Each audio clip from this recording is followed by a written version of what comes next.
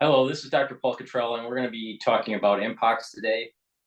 I'm going to be releasing a video that I did with Miss Taiwan. We're going to talk about the election cycle and her perspective on Kamala. So it's interesting. I'm recording this on August 19th. All right. We're going to go with Mpox here. Go through the videos, but before we do that, please make sure that you subscribe to all my channels. I have 4 channels on YouTube. All the links are in the description of this video. I have Brighteon, Bitchute, and Rumble. Please follow me on all 7 channels. It's really important. A lot of times you don't get the notification right away. Sometimes it's 24 hours later. So make sure that you follow me on all these different channels so you can get the information in a timely manner. In addition, please follow me on X and on GETTR so you can see the notifications when I release something. If you could, please help support my work. I have thousands of videos out there for free, and that's due to individuals being a paid member on Patreon and the donations that people provide. You can donate on my website, the-studio-reykjavik.com. Link is in the description of this video, and go to the website and you can donate through Stripe, PayPal, or buy me a coffee. It's on the homepage at the very bottom, so it's easy to donate. You can also be a paid member on Patreon. Link is in the description of this video. If you are a paid member on Patreon and you're a higher tiered member, you will have access to some of my medical lectures. So there's an added benefit for being a paid member to Patreon. The market, the S&P 500 did exactly what I said it was going to do. And a lot of people out there were saying, oh, the market's going to fall and, it's going to be the mega crash. This is the crash. And I said, no, it's not. Well, guess what? It's not. And now the S&P 500 is higher than before. So if you listen to me, you would have made money. So please, make sure that you pay attention to what I'm saying about the war in Ukraine, especially the war in the Middle East. I've been somewhat distant on covering the Ukraine war. And I'm very concerned about the Asian theater and how that's developing. So please make sure you follow the history videos that I'm talking about between China and Taiwan and the peripheral nations around the region, like South Korea, Japan, the Philippines, Malaysia, Vietnam. They're all important. Okay. So I've been doing a series of videos in chunks so it's easy to digest, so you can understand what the US strategy is to try to box in China and to prevent a full invasion on Taiwan. Assuming that the US military and its allied forces step up, it is going to be very difficult for the Chinese to take over Taiwan. The problem is that President Xi has been belligerent and has said that he wants control of the first island chains by 2025. Well, 2025 is around the corner. So there's a high probability that something happens in Asia. In addition, China gets oil from Iran. So it's a Middle Eastern play too. And even though at the headline level, Russia and China seem to be copacetic, in reality, they're not. So there's another dynamic there. And another thing that is happening just recently with the incursion of Ukraine into Russia, are we seeing, we got to step back and look at the last time that happened was World War II. And every invader that goes into Russia gets pushed back, usually in the winter. Okay. So does that mean that there's going to be gains by the Ukrainians until the winter, and then Putin can push back? Maybe. I mean, historically, that's what would happen, would be happening. But Putin is getting older. There's a potentiality of some sort of health issue that he has. Domestically, he may be fracturing. He may be losing his support domestically.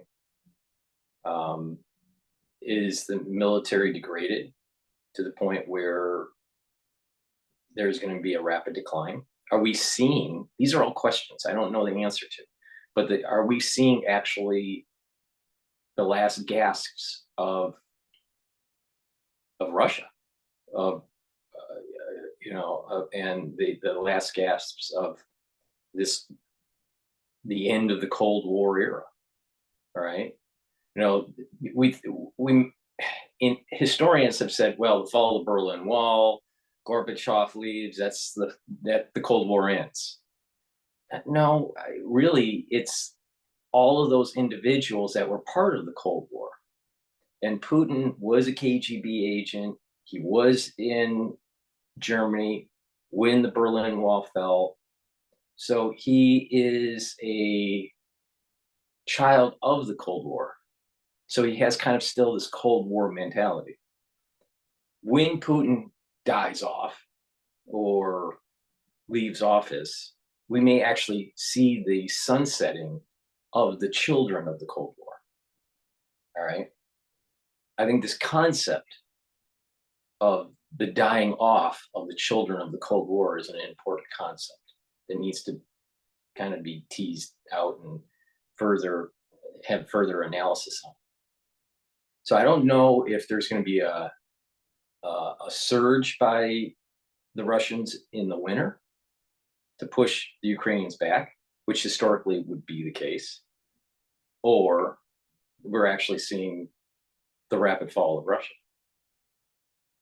What worries me is that if it is the rapid fall of Russia, that the United States will again make the mistake of hubrism and get overconfident and have problems down the road in Europe, in the Middle East, and in Asia. This hubrism of the Cold War starts with Truman, when he thought the United States were the only ones that had the bottom, and that he could push Russia around and and threaten. And Truman had a lot of hubris at the very beginning, right after World War II ended. All right. Then Russia ends up getting the bomb, the nuclear weapons, and then our calculus with Russia is totally different. All right, and then it becomes an arms race and lack of trust and Cold War and all this stuff. But it starts with the hubrism of the United States.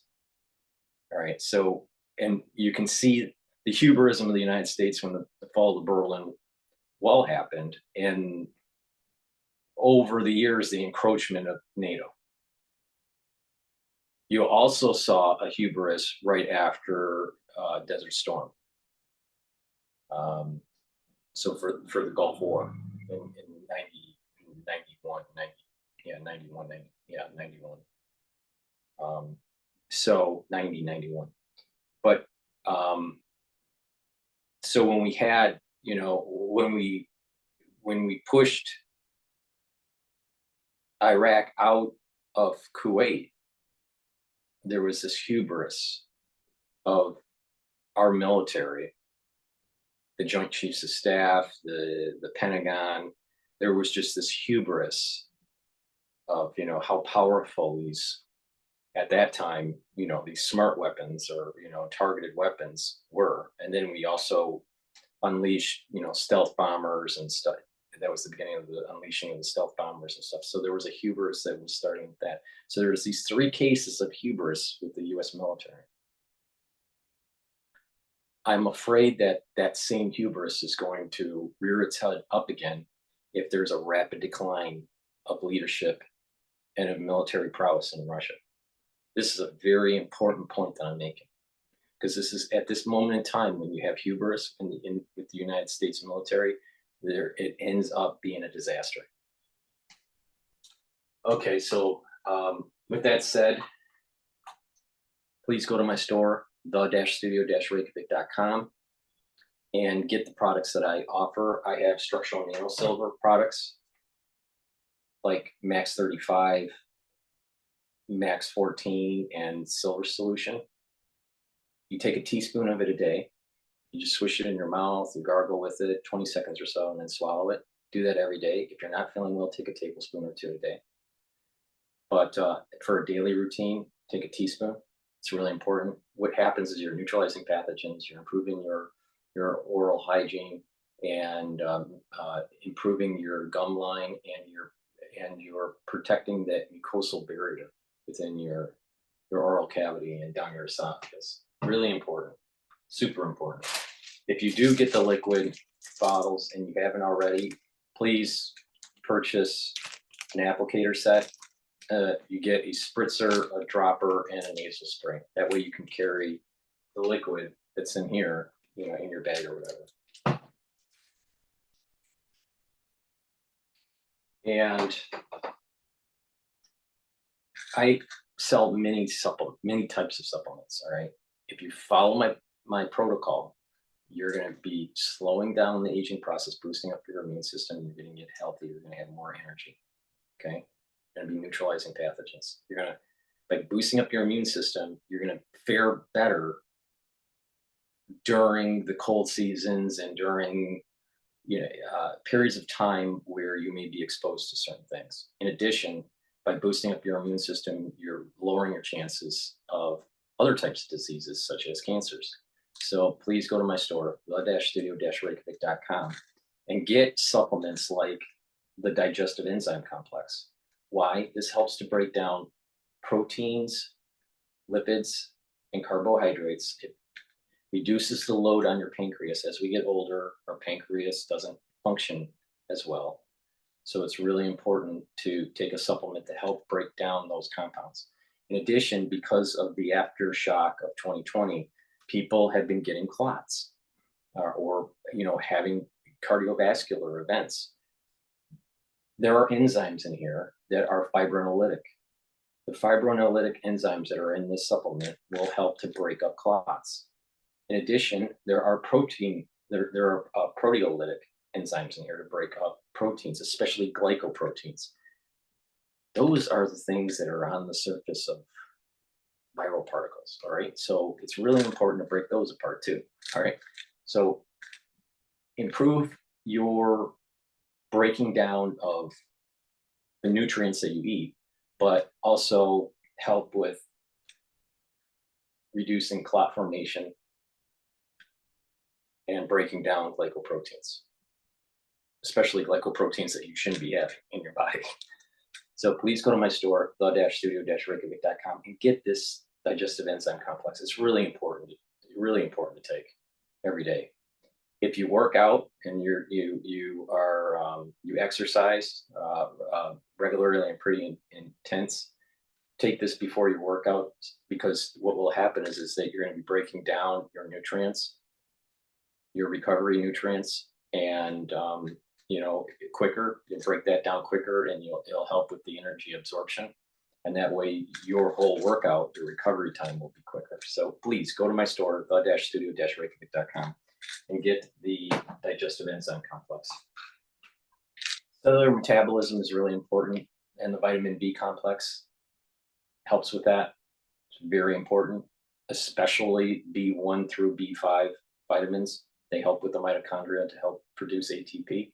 So the B1 through B5s are part of the electron transport chain pathway. So please go to the store, the-studio-reykjavik.com, and get the B complex. Very important for energy and cellular metabolism. A lot of people are having problems sleeping, and you'll know why when I start playing the monkeypox videos. So please go to my store and get the Good Night Formula. This is important to take because you need 3 cycles of REM sleep and deep sleep to be able to be well rested, to detoxify your body, and to solidify memory.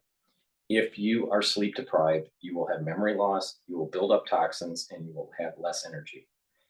Chronic sleep deprivation can lead to long-term memory loss, and because of the buildup of toxins, may lead to dementia-like illnesses. So you're going to increase, if you have sleep deprivation, you can develop neurodegeneration. So it's really important. Sleep is a part of the protocol for longevity, anti-aging. So good sleep is really important. Go to my store, the-studio-reykjavik.com, and get the Good Night Formula. It has tryptophan and melatonin in it. And lastly, the multivitamin. Really important to take. Why? Because they are cofactors for enzymes that your cell uses for its cellular processes.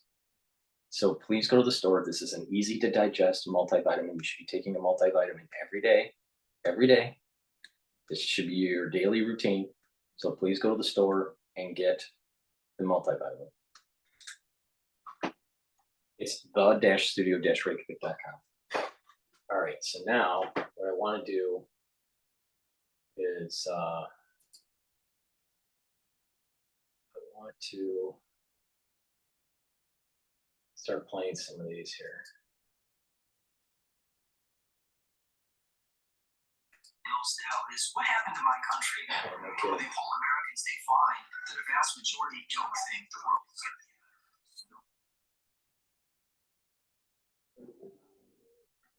In this course, we're going to look at who the mid-century liberals were and the changes that they introduced into American society. We're also going to look at the radicals, the counter.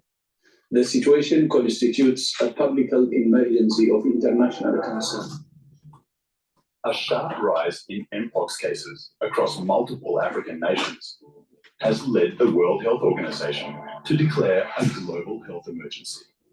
The outbreak, originating in the Democratic Republic of Congo, has now spread across neighboring countries that were previously unaffected. The African CDC also declared Mpox a public health emergency. With over 15,600 infections and 537 deaths in the DRC this year, children have been particularly affected, raising significant concern. This is not just an African issue. Mpox is a global threat, and it is in this moment of vulnerability that we must find our greatest triumph. What is Mpox?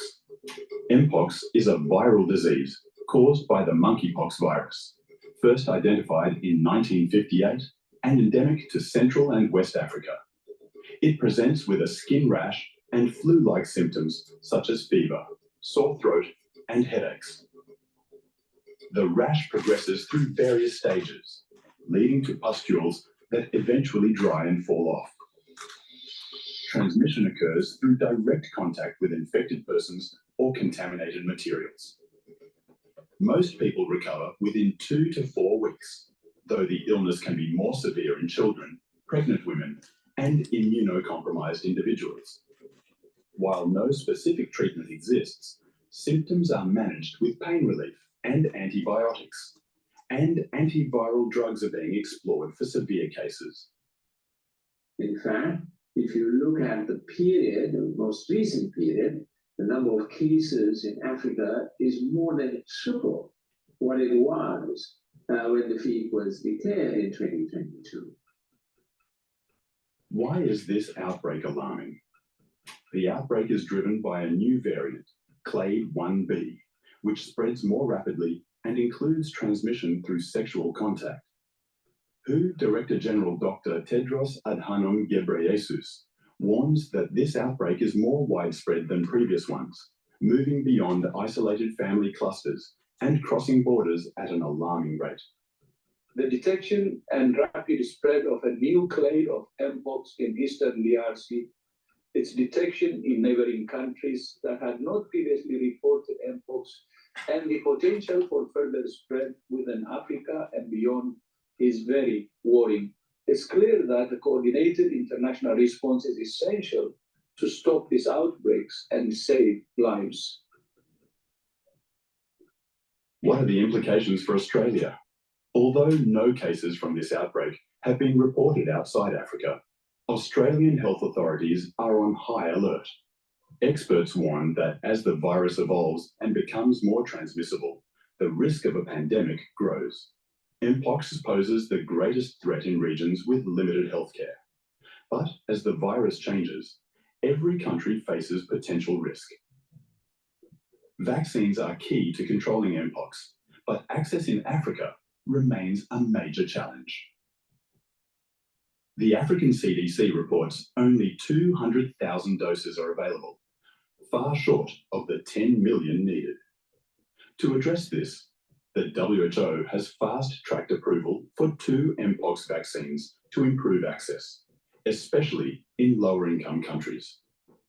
Australia is closely monitoring the situation, and global cooperation will be crucial to controlling the outbreak, ensuring vaccine distribution, effective treatments, and strong public health measures.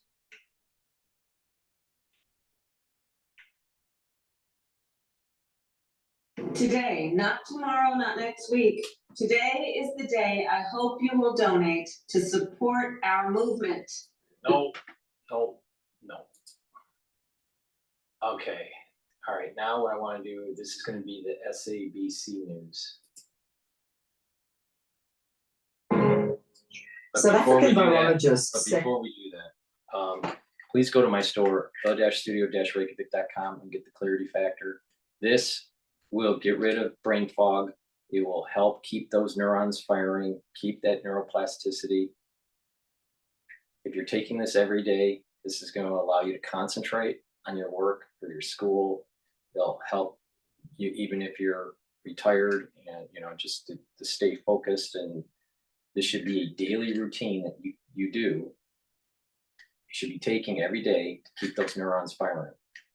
This is synergistic with other things that I tell you, such as C60 to take, and also the ubiquinol that I now have on my store. So you can stack this with other things to help improve cognitive function. Really important. All right. As we get older, we start to decline with our memory and our cognitive function for various reasons. Right. Part of it is buildup of toxins. Part of it is genetics. Part of it is atrophy. So to slow that down, take clarity factor, improve your memory, and you should be also learning things. Learn new things, read, write, and talk to people in the real world. That will help to build friends, and it'll also help to keep that neuroplasticity going. All right, you want that positive neuroplasticity. You don't want things to degenerate. So you want to keep those connections, some neural connections.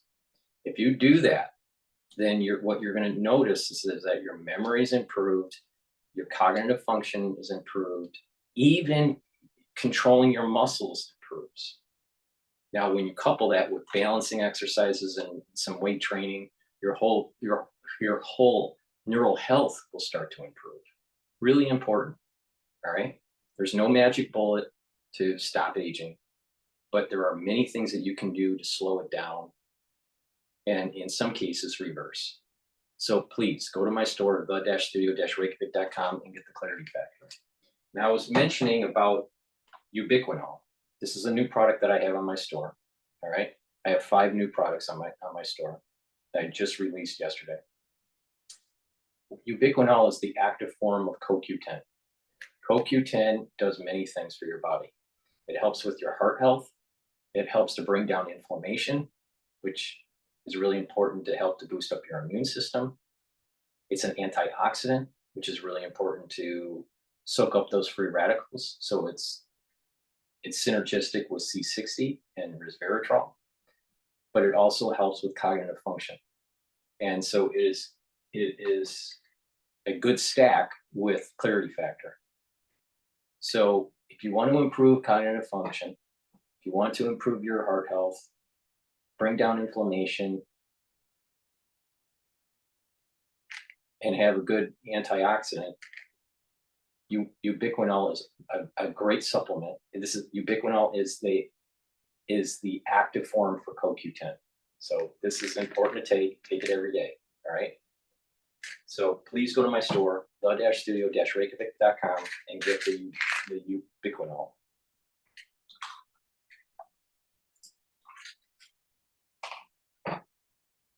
Mpox outbreak in Africa was neglected, and it could now turn into the next global pandemic. They say the outbreak in Africa is yet another example of how infectious diseases are perceived to be someone else's problem. Over the weekend, President Cyril Ramaphosa expressed deep concern about the rapid spread of Mpox across the African Union region. Last week, 3 additional countries notified cases under investigation for confirmation, which brings the total to 16 countries in which Mpox has been detected. For more, we are now joined virtually by the head of the Division of Medical Virology at Stellenbosch University, Professor Wolfgang Preisser. Prof. Preisser, thank you very much for joining us. It's good to have you here on Morning Live. Good morning. So, thank you. Good morning. It's quite scary to read anything, especially South Africa and the world coming out of COVID, when you start hearing things like the world saying that with Mpox outbreak in Africa being neglected, it could turn into the next global pandemic. But perhaps you can elaborate a little bit on this for us. With pleasure. Yeah, Mpox is an infection and a disease, a virus that we've known for more than 50 years. But unfortunately, it received very little attention in terms of research and in terms of coming up with diagnostic tests, treatments, and vaccines. And there was a rude awakening just over 2 years ago when a different strain, a different lineage of this virus, of the monkeypox virus that causes Mpox, emerged and spread globally, affecting more than 100 countries, most of which had not previously reported any cases. And that was the first wake-up call that should have told the global community that if you think it is a rather obscure African problem, think again, because it may still change, and out of nowhere, seemingly, this virus may pose a challenge. Now, that first outbreak is largely under control. That said, we had over 20 cases this year alone in South Africa, including very regrettably 3 people who died from that. But by and large, we know how it's transmitted, and there has been a lot of progress. So numbers have come down, but the virus is still there and will probably continue to be there forever. Yeah. Now, that the current one, which is our big concern, is a different strain of that same monkeypox virus. All these people say the same crap.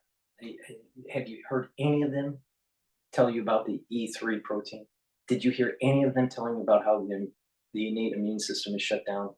How the E3 protein shuts down RIG1, PKR, OSA, and MDA5? No, not one of them. Do they tell you that Mpox can block the activity of CD4 positive and CD8 positive cells for the cells that have been infected with the Mpox? No. These people are all regurgitators. They don't really tell you like what really is going on. You know, it's amazing to me. But I want to diverge here for a sec. Like I said, the S&P 500 is trading, as I'm recording this, at 5,565. And everyone thought the world was going to be ending at 5,114 or so. And I said, it's not going to break 500 or 5,500 for the S&P, for the SPY. But for the S&P 500, it wasn't going to break 5,000. And it didn't.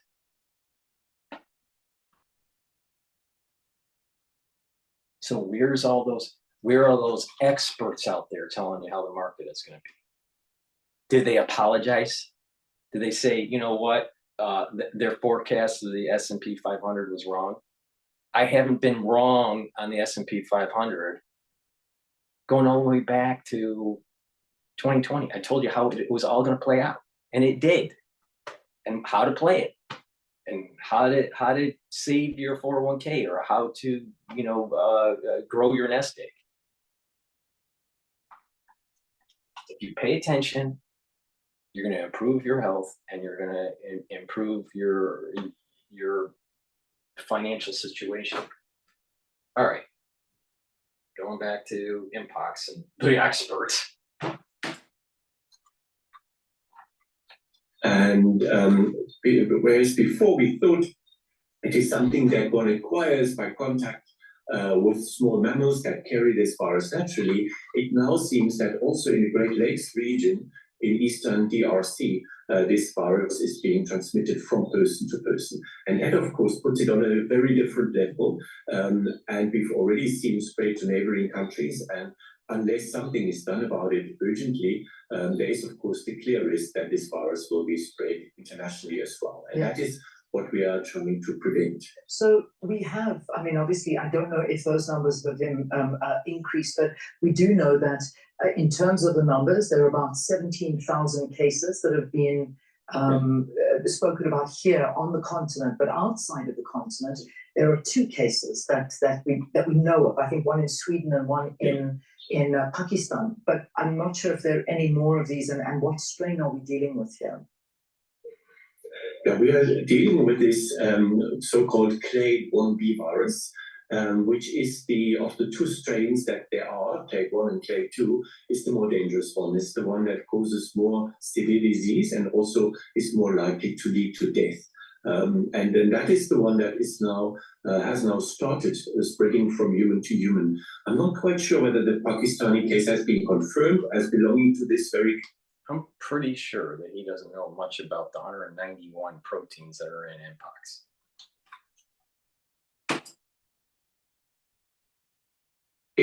The one in Sweden has, and it's only expected that there will be a further international spread of this virus. And the big challenge is to prevent this from turning into a global outbreak. So basically, cases need to be recognized early and then put in isolation and need to be treated. And contacts can also be vaccinated. There is an available vaccine, but there isn't enough of it. And particularly, it is usually not available in most of Africa where it is most needed. And that is what we need to do now. Yeah, I mean, that's where the big problem is. And it feels like, once again, the history repeating itself in terms of a lack of vaccines, and the African continent is the one that needs it most, and yet cannot get hold of it. And this is a major problem. And I know that our President Cyril Ramaphosa, speaking to a SADC gathering, outlined this and again spoke of the desperate situation that we find ourselves in as a continent, and it's being called apartheid vaccines. And this is a big problem. So how bad is the situation? I mean, again, reading figures saying that on the continent, we need about 10 million vaccines, but we only have access to about 200,000. Yeah, well, there aren't that many vaccines available globally even. And the problem is that the current vaccines take a long time to make. This is the reason why there's going to be pressure to make mRNA vaccines. And Moderna has clinical trials going on as we speak. Oh, how convenient. Because making a Moderna vaccine through the mRNA platform is much faster.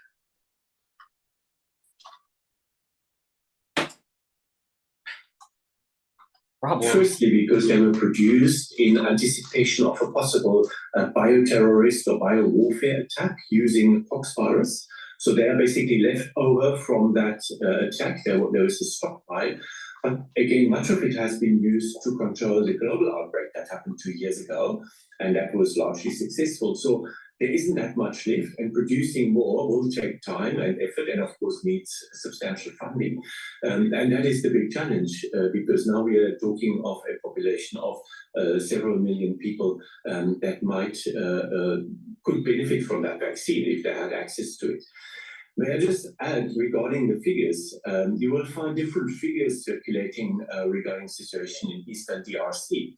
The reason is that in order to be counted as a confirmed case, you need to be tested for the virus. And that is where the problem starts, because the majority of cases have not been tested for the virus with the laboratory test, simply because there isn't it's not available. There isn't the facilities to do that.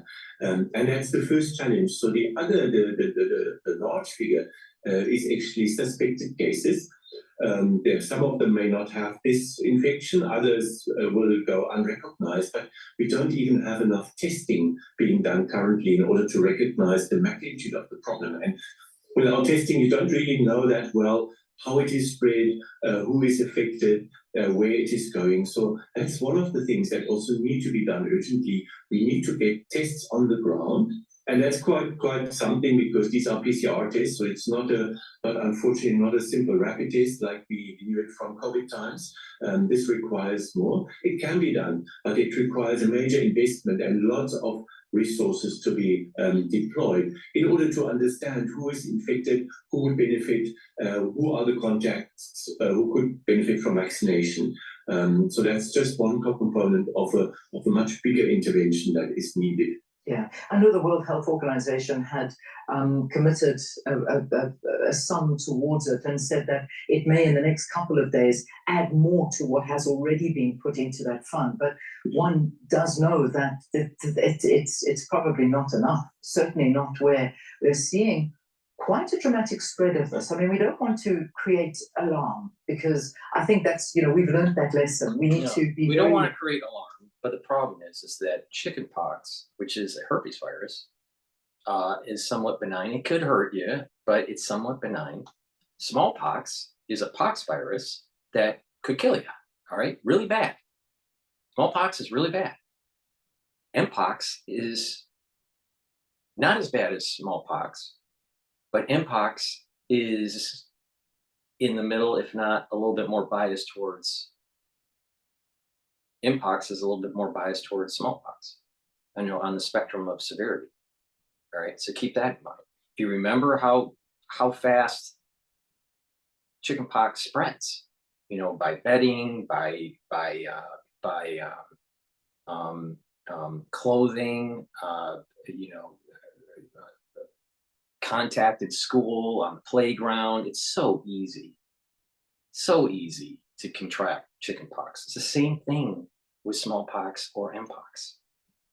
All right. So close contact. Now, if someone has viral particle in their mouth, and they have some pox that's in the mouth, and in bad cases that could happen, and you had droplets, you could spread through droplets. But skin to skin contact, definitely. Even secondary contact, clothing, beds, bed sheets, right? So a maid working at a hotel could contract it, not even know that she has it, and spreads it to her family when she goes home. It's a problem. So it's H5N1 is way on the low end of human to human transmission. All right. And I'm not too worried about it at the current situation. But Mpox, if it starts to spread human to human and it's not contained in developed countries, in high density areas, we have a problem. We have a problem. The question is, will we be lucky? See, H5N1, it doesn't have the mutations to allow for human-to-human transmission yet, right? But Mpox does. And it's mutated forcefully or naturally, we don't know. I have a feeling it was forcefully done, but that's a hypothesis. I can't prove it. But there is a mutation that allows for it to spread easier for the clade 1B line. So if an outbreak does happen in, let's say, New York or London, Berlin, Paris, Milan, you got a problem. Big problem. And that's why you need to go to my store, the-studio-reykjavik.com, and focus on what I keep on saying. The anti-Fauci boxes that I have in the anti-aging section of the website, there's a beginner's, there's an advanced, and a deluxe box. The whole core of this idea is you neutralize pathogens with structural nanosilver liquids and gels. And the gels, you can put it on your hand and you can block neutralize pathogens, and you can put it around your mouth, and around your face, and around your eyes, and around your ears, and on your hands, and it's right. So you put that on your body every day. It acts as a barrier, but it also helps to neutralize the pathogens because it's made from structural nanosilver. Okay? The liquids. You're boosting up your immune system, but you're also maintaining the mucosal lining in your oral cavity and down your esophagus. Really important because you may ingest a particle. And if you ingest a particle by accident or whatever, and you have a disrupted barrier in your gut or in your epithelial lining in your oral cavity, you're going to get it. That's why bringing down inflammation, especially in the gut, is really important. Because if you have a disturbed gut biome and a disturbed mucosal lining in your gut, you're going to get sick. You're going to have pathogens that get into your system, either through the blood or through the lymphatic system. That's why it's important to be taking probiotics such as this in a powdered form, or the VeggieCap version that I have. So you should be taking a probiotic, bringing down that inflammation and maintaining a good gut biome and a good mucosal barrier around your gut. Bringing down inflammation. Things that you can bring down the inflammation is turmeric. Why is that important? Because if you're chronically inflamed, then your chances of getting sick when something happens like this increases. I've been saying this for 4 years. So take turmeric, it'll bring down the inflammation. It's also an antioxidant. And ashwagandha helps to control blood glucose levels and reduce inflammation in your vascular system. Really important. It's synergistic with the turmeric. So now you're bringing down inflammation. You're controlling the blood glucose levels. You're neutralizing pathogens with the structural nanosilver, liquids, gels, and soaps that I have on my store. All right. And when you do that, you're increasing your chances of boosting up your immune system. You're helping to heal your immune system. That way you can fight something. If you're chronically inflamed, your innate immune system is disrupted. If you're chronically inflamed, your adaptive immune system isn't going to work as well. And if you have lots of reactive oxygen species, your mitochondria's health is down, and you can't create the energy levels that you need for proper cellular function. And you don't have the energy levels that you need for proper immune system function. So that's the reason why that you need to take strong antioxidants like resveratrol. This also helps to get rid of senescent cells, so it's part of an anti-aging protocol. But it is synergistic with other antioxidants, like the turmeric, like the ubiquinol, the CoQ10 ubiquinol that I have on my store, because it's an antioxidant. It's really important that you really pay attention to what I'm saying here. Olive leaf extract, really important for your immune system. It'll also help with cardiovascular system. What does it do for the immune system? It's bringing down that inflammation. It's an antioxidant, so it helps to soak up those free radicals. And it's helping with the cardiovascular system. How? Bringing down LDL levels, bringing up your HDL levels, improving your lipid profile. When you synergistically do all these things, you are going to be healthier and be able to combat stuff like this. Really important, but if you don't want to pay attention to me, it's your own damn fault. Vitamin C, very important for your immune system. It's also an antioxidant. It's not a very strong antioxidant compared to the other stuff that I provide on my store, but you need it for your immune system. So take a double dose if you're not feeling well. Take it every day. Take it with water, filtered water, because fluoride makes you stupid. All right. I use a zero water filtration system, which is a 5-level filtration system.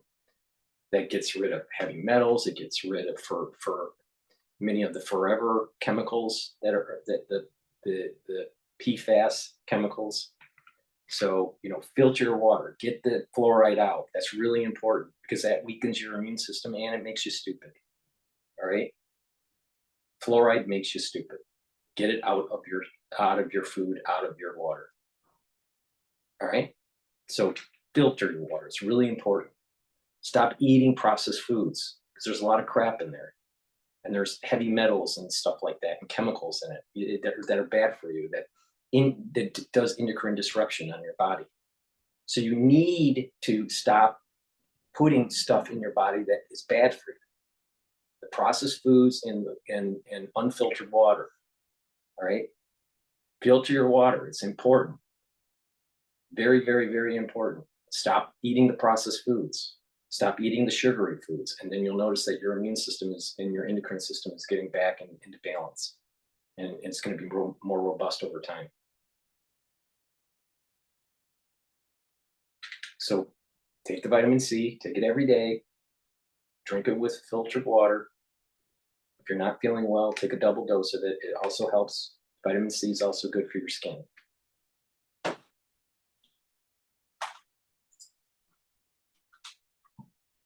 Mature about the messages that we put out there, but certainly with numbers showing that, you know, that since the beginning of this year, I think we've already seen 517 people on the continent that have died from it, 17,000 suspected cases in Africa. So it certainly is growing.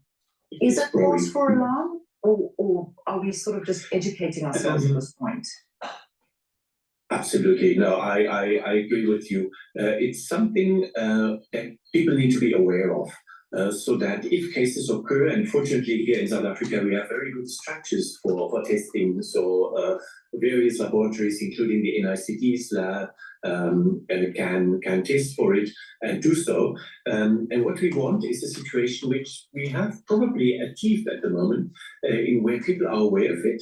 And if there is a suspicion of Mpox, they will send specimens for testing, and then more often than not, these tests are then negative, which is a good sign because it means that potential cases would be recognized. And I'd rather have 20 people who are tested unnecessarily because they turn out to be negative than one person that is missed. So that's a good sign. And it's really to keep that awareness. And then if a case really occurs, to recognize it early and to prevent further spread. And of course, to give the patient the best possible treatment. We have antivirals available in the country, not very many, but enough for now. So we can even treat patients to prevent the worst outcomes. So yes, I think one needs to be careful, and the effort at this stage should really be directed towards the area where this is already rampant, Eastern DRC. And if you look at the latest report from the Africa section of WHO, and in this region, apart from ongoing civil and other wars and violent unrest, they are dealing with flooding, they're dealing with a variety of different infectious outbreaks, including cholera, measles, 2 strains of poliovirus, and now on top of it, also Mpox. You can imagine how difficult an area this is to work in, how under-resourced it is, and what a big challenge it will be to actually deploy the necessary laboratory and clinical facilities on the ground. Yes. The good news is it has been done before for Ebola, which raged there for over 2 years and came to an end in 2019 with a massive concerted international effort. So it can be done, but it requires major efforts. Yeah, it certainly does. And I mean, because when we look back at the history of the Mpox virus, I mean, it was considered a zoonotic disease, endemic to parts of Central and West Africa. And it's only now that we're seeing cases outside of the endemic areas and this new strain that you speak of, these different clades. Did it come as a surprise, this outbreak? Yes and no. I think that as a virologist and a public health person, you know, we always are trained to expect the unexpected, and we've seen this before.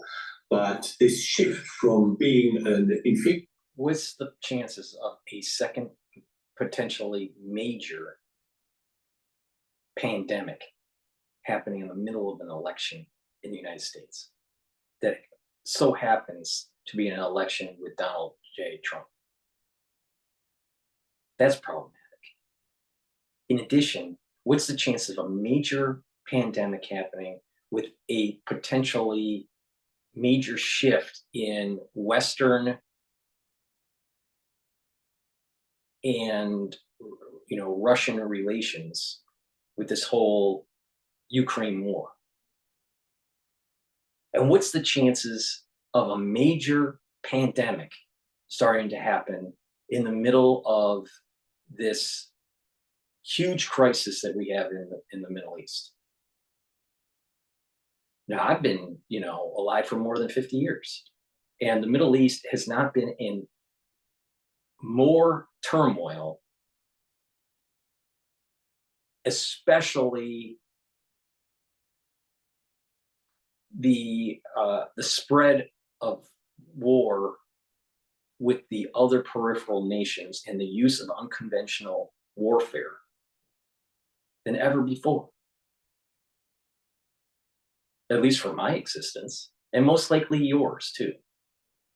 So what's the probability of all that happening all at once? So there is either, this doesn't seem to me by accident. This seems to be on purpose. Now, I can't prove it like how I proved it in 2020, right? And in 2021, right? But there's something strange when you look at the metadata. Now, maybe with further analysis, if I had some more time, I'll find it. I don't know.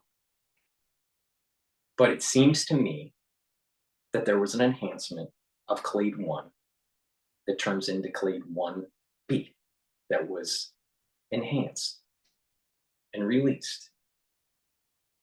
That's my working hypothesis, because there's a whole lot of other things that seem to be out of control in this world. Now, another possibility, which is maybe even more scary, instead of it being manipulated and released, maybe it's actually metaphysical, and that we're seeing the plagues of our modern time. We just, the other day, there was an earthquake, and then, in Russia, a 7.0 earthquake, and then all of a sudden a volcano eruption. Shortly after the invasion of Ukraine into Russia proper. Something strange metaphysically going on here. So I can't tell you for sure which is it. Some metaphysical series of plagues of different varieties, of the biological kind and of geology kind, of financial. There's going to be a lot of different things that are going to start, if that metaphysical plague concept is real, if that's really happening. Or was it a manipulation? Or was it a man-made manipulation? I'm not sure. But something weird is happening here. It's not, the point here is that if it's I think the big point here is that it's not, you can't view this siloed. If it's a series of plagues and it's metaphysical, there's an amalgamation of many different things going on. It's not just this. If it's human release, human manipulated and released, then it's a series of other things geopolitically, maybe even economically, that they're trying to put into motion. So either way, you can't view this as a silo. That's the key takeaway. Don't view Mpox as just Mpox. Mpox is also creating a situation where it's going to involve other things. If the catalyst was human intervention, then, it's probably geopolitical and economic. If it is metaphysical, then it's even worse, because you're talking biblical type stuff.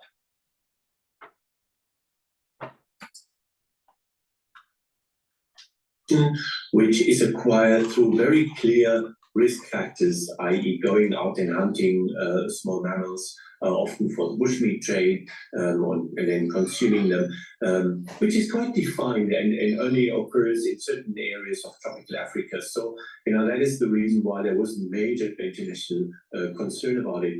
But in fact, since 2017, there was evidence in Nigeria of human-to-human transmission, where if you ask people who are infected, what did you do? What did you engage in? There was no contact with any wild animals or any bushmeat markets. And it was very clear they had acquired it from another person. And that is the outbreak which built up there in Nigeria since 2017. And then 5 years later, in 2022, it hit the global scale. It went to over 116 countries in virtually a few weeks and a couple of months. So these things can happen, and we just don't want this repeated with the current Eastern Congo outbreak, because the virus there is more dangerous. It has a higher mortality, so people are more likely to develop severe disease and to die from it.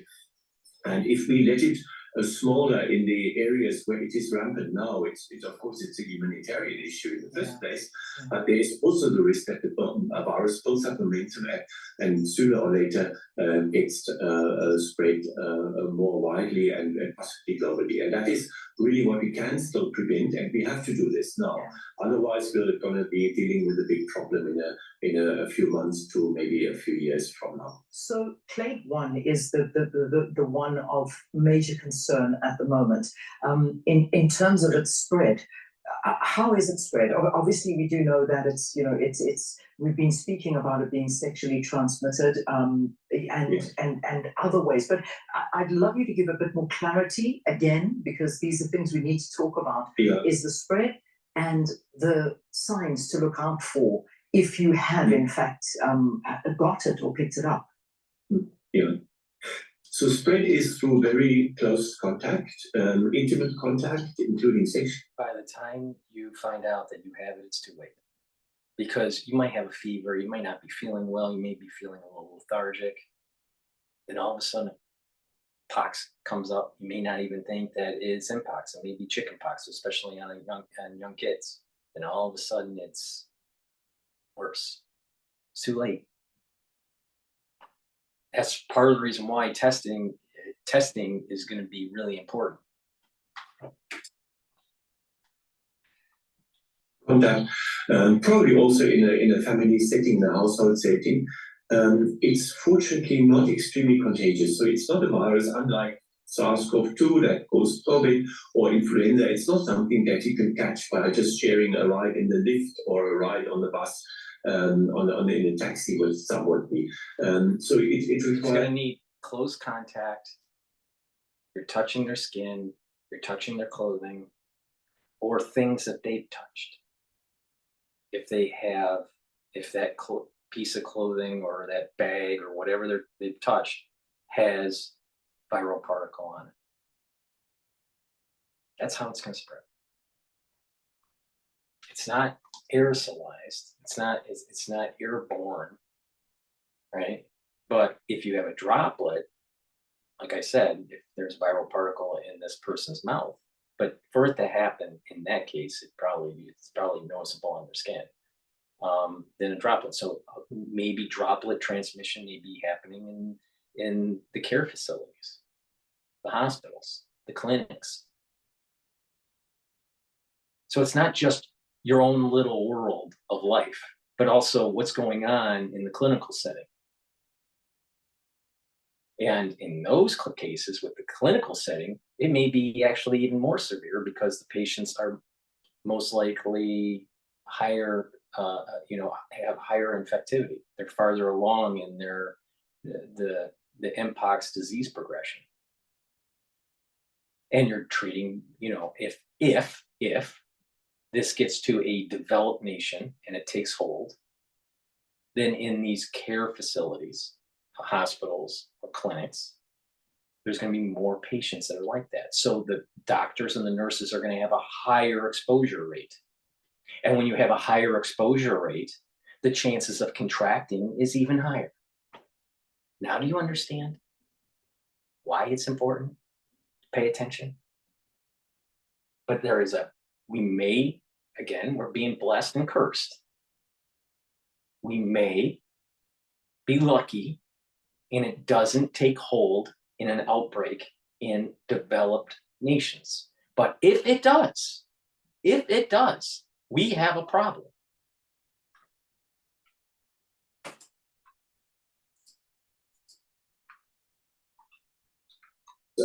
More close contact for transmission, which is very good. So we are not talking of the same level of spread and the rapidity of spread that we've seen with COVID. But still, close contact does happen, and intimate contacts, of course, also happen. And while the rash can be quite extensive and a clear sign of alarm, I mean, any person would recognize that there's something is really wrong here. We need to get medical care, need to find out what that is.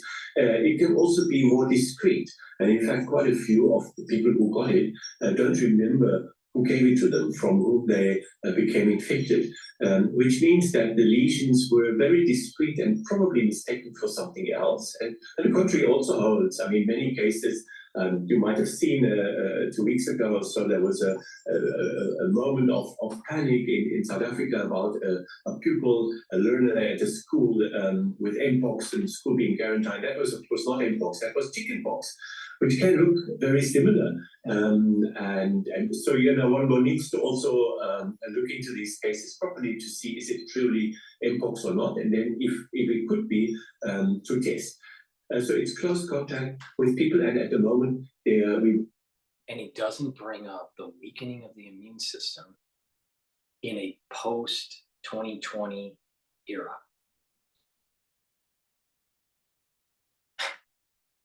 And I've been begging people to pay attention to me, because that's the key right there. We have trashed our immune systems because of the 2020 crisis. Now that's because of the natural infection and because of, quote, the inoculation. But we have trashed our immune systems at a global level. So that means that something like Mpox or other poxes that may have been at, somewhat pushed aside because of a strengthening of the immune system at the population level. When you have a large part of the population's immune system going down, then you're going to be more susceptible to these things. Most people don't realize you ingest at least once in your lifetime, poliovirus, all right? At least once in your lifetime. And I'm not talking about inoculation. I'm just talking about just daily living in the United States. But because you have an immune system and you have a protective barrier, that it just flows out of your body. But if you have a weakened immune system, a weakened innate immune system, a weakened adaptive immune system, then you may contract it. Now, there are going to be some people that say, well, there's also the buildup of antibodies because of polio inoculations. That's true. But the point I'm making is that you ingest viral particles that can be life-threatening all the time. It's about viral load, and the other function is the health of your immune system.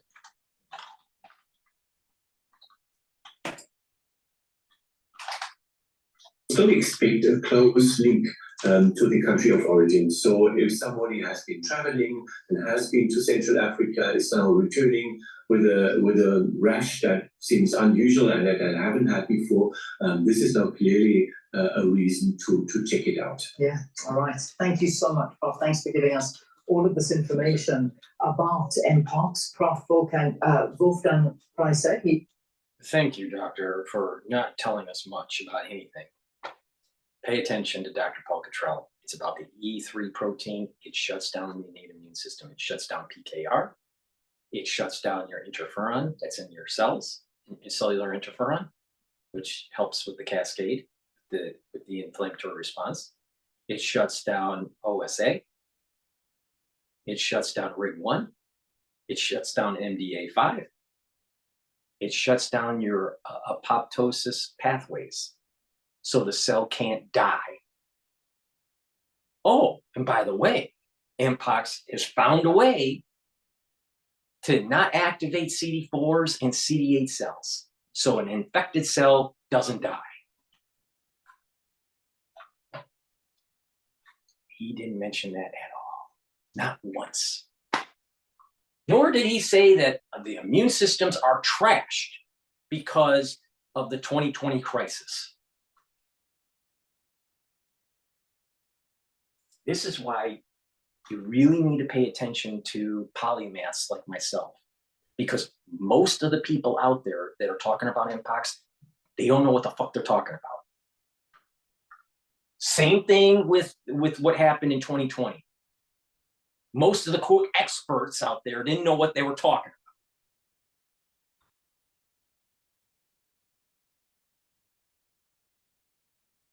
about. All right, well, let's find out what happened in the Philippines today.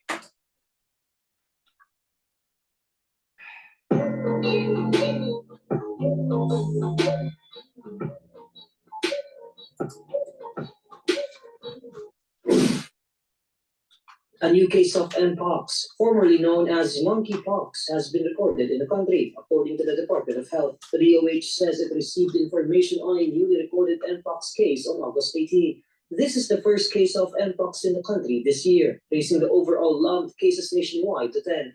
The country's last recorded Mpox case was in December 2023. All previous Mpox patients have recovered. According to DOH, the Mpox patient is a 33-year-old male Filipino national. All previous Mpox, but that's clade 2B. All right, this is clade 1B, which is worse. Again, if it takes hold and there's an outbreak in the Philippines, don't you think that's going to be a problem with our strategic strategy and protecting Taiwan, with the 9 bases that we have, and how our military, our Navy, and our Air Force is projecting into the 9-dash line in the South China Sea? Don't you see now on how this is all tied together? What if there was a major outbreak in the Philippines? What if there was a major outbreak in South Korea? What if there was a major outbreak in Japan? Now you have a weakened alliance on the first island chains. Makes you wonder who the hell is doing this.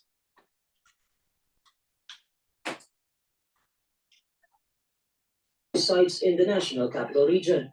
The patient has no travel history outside the Philippines, but the DOH says it had close, intimate contact 3 weeks before onset of symptom. The agency adds that the patient's symptoms started more than a week ago with fever, which was followed by findings of a distinct rash on the face, back, nape, trunk, groin, as well as palms and soles 4 days later. The common symptoms of Mpox include skin rash or mucosal lesions, which can last 2 to 4 weeks, as well as fever, headache, muscle aches, back pain, low energy, and swollen lymph nodes. DOH Secretary Teodoro Verbosa reminds the public that Mpox is transmitted through close and intimate contact and by using materials contaminated by people who have the virus. He adds that DOH will make the testing process as convenient as possible so that cases may be identified fast. Well, that's what's happening in the Philippines. Isn't that lovely? Please go to my store, the-studio-reykjavik.com, because you're probably having a heart attack right now. The best way to improve heart health and your lipid profile is to go to my store and get omega-3. It will bring down LDL levels, bring up your HDL levels, and by doing that, you're going to improve your cardiovascular health. In addition, because of the 2020 crisis that we had, a lot of people are getting blood clots. Well, you don't want your red blood cells to be sticking too much. Take omega-3, and that will help that. Since we're talking about blood clots, I have a new product on my store, nattokinase. It's a very high quality product. So please go to my store and take the nattokinase. Why should you be taking nattokinase? One, it's fibrinolytic, so it'll break up fibrin. It'll break up the clots. All right. In addition, it helps with cardiovascular health. All right. So this will help to bring down the cholesterol levels. All right. And if you couple it with other stuff like red yeast rice, which I don't carry, it will actually also bring down cholesterol levels even further. There are ways to actually get off statins, but doctors don't want to tell you that. Your cardiologists don't tell you this. They want to just keep on writing a prescription for statins and other heart medications. Now, sometimes you need it because of lifestyle, crappy lifestyle that you've had or whatever. Most heart disease is because of bad lifestyle. There are cases where it's structural and it's or genetic or whatever, right? There's a lot of people on statins in the United States that can get off of them if they eat properly, reconfigure and get their endocrine system in homeostasis, control their cholesterol levels by diet and exercise and taking certain types of supplements. One of those supplements is nattokinase, just like omega-3 brings down the LDL and HDL levels and improves your cardiovascular function. If you have lower LDL levels, you'll have lower oxidized LDL, and you need it, oxidized LDL, to build up plaque. So if you have less LDL, you have less plaque. If you have less plaque, you'll have better blood flow. You'll have lower blood pressure. So the ones that are on high blood pressure, the ones that have high blood pressure, well, you can lower it by being proactive. You think your pharmaceutical medication is going to do that? Well, it will bring down your cholesterol levels, but there are side effects of statins. There are beta blockers and alpha blockers and all this stuff that will try to mitigate blood pressure, but it's a downward spiral. Eventually, heart disease leads to heart failure. So you got to take charge of your life. So eat right, exercise, do proper supplementation, all right? And take charge of your life. Because if you go down the pharmacology route, it's going to be a downward spiral. And it's probably going to be more costly in the long run. And it sure as hell ain't more increases in longevity, right? So what you want to do, proper diet, proper exercise, proper supplementation for cardiovascular health. All right? Nattokinase will break up clots because it's fibrinolytic, but it also helps to control cholesterol, bring down the cholesterol. All right? Very important. And it's synergistic when you stack it with omega-3. Now, when you're bringing down the LDL levels, you're reducing the chances of having oxidized LDL. Why is that such a problem? Because your macrophages will get in and eat up try to eat up that oxidized LDL and can't get rid of it. And it turns into a foam cell, and then it ends up into plaque. And then it starts to grow, and then you start having high blood pressure.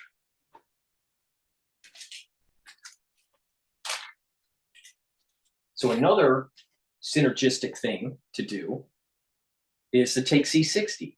C60 is a strong antioxidant. If you're soaking up free radicals that oxidize LDL, you're reducing the chances of plaque.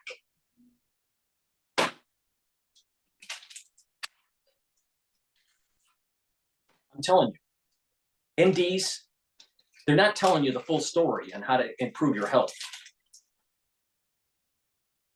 Go to my store, the-studio-reykjavik.com, and get the C60. I have it in extra virgin olive oil. I have it in MCT coconut oil, and I also have it in avocado oil. I have it in a 2-ounce, a 4-ounce, and an 8-ounce configuration. The higher the ounce, the cheaper it is for you. All right, there's a little bit of a discount there. So take a teaspoon of this a day. Very important. It's a very potent antioxidant, and it's synergistic with all the other antioxidants that I've been telling you about. But when you take it with like nattokinase, and you're taking it with omega-3, and you're taking it with clarity factor, you're going to have added benefits. This with clarity factor is going to help with your neural health. Why? Because by soaking up the free radicals, you're going to do less damage to your neurons, and it'll boost up your mitochondria in your neurons, so you make more neurotransmitters, and it'll fire those, and you'll have better neuroplasticity. Oh. For heart health, by bringing down the reactive oxygen species, you're reducing the chances of oxidized LDL. That means that you're reducing the chances of buildup of plaque because you have less foam cells now. Oh. So with nattokinase, it's bringing down the cholesterol level. It's preventing the blood clots from forming, right? But because of the fibrinolytic capability of nattokinase. So you should be taking this daily. And it's synergistic with this. Now with your other cells, by taking C60, it's going to soak up those free radicals and improve your mitochondrial health, so you have more ATP. You need ATP for cellular processes, for good tissue performance, for good organ performance. And oh, by the way, you'll be able to have the energy for your immune system. So it's a win-win.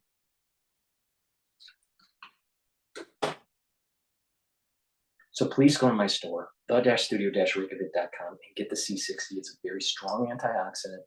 Take a teaspoon of it a day. Take it on an empty stomach for better absorption. And if you work out, take it before you work out. Why? Because when you work out, you're creating free radicals. But you still need to work out because you need to work out your muscles, right? And you have to build up, a better respiratory system. By taking it every day, especially before your workout, you're soaking up those free radicals as you're building them, as you're producing them during your workout. So you recover quicker. Oh. So go to my store, the-studio-reykjavik.com, and get the C60. I have it in extra virgin olive oil, coconut oil, and avocado oil. In a 2-ounce, a 4-ounce, or an 8-ounce configuration. The higher the ounce configuration, the cheaper it is per ounce for you because it's discounted.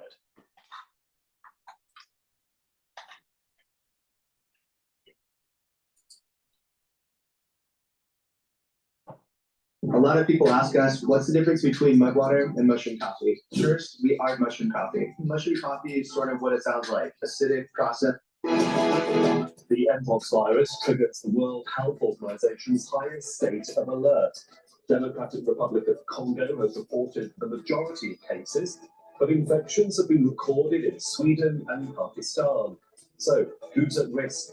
And is the world prepared for another global health emergency? This is Inside Story.